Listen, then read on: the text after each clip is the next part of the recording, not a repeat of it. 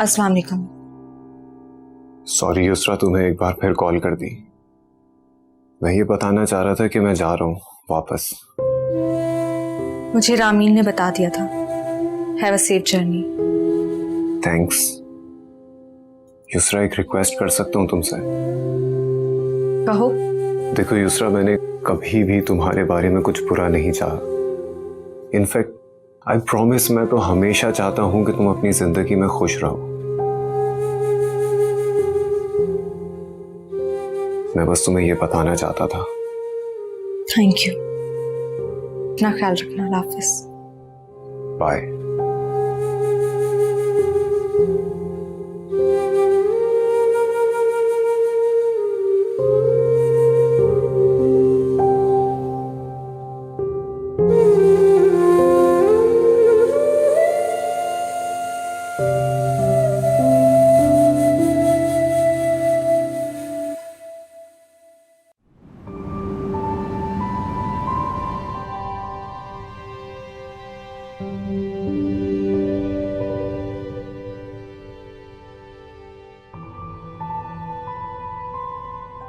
आ गया आप?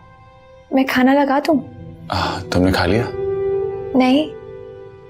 राबे कितनी दफा कहा है कि भूखी मत रहा करो। मुझे अच्छा नहीं लगता कि तुम मेरी खातिर इस तरह भूखी बैठी रहो। नहीं खाऊंगी, भूखी बैठी रहूंगी ताकि आपको भी एहसास रहे और आप जल्दी घर आ जाया करें।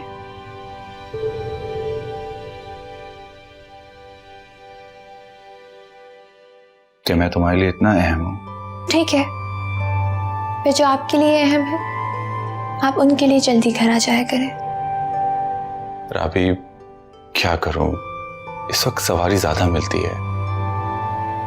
मैं तो दिन रात मेहनत करना चाहता हूं, बल्कि मैं तो चाहता हूं कि मैं अपनी ऐप कभी भी ऑफ ना करूं, ताकि इतना कमाऊं कि दुनिया की सारी आसाइशें तुम्हारे कदमों में लाके डाल सकूं।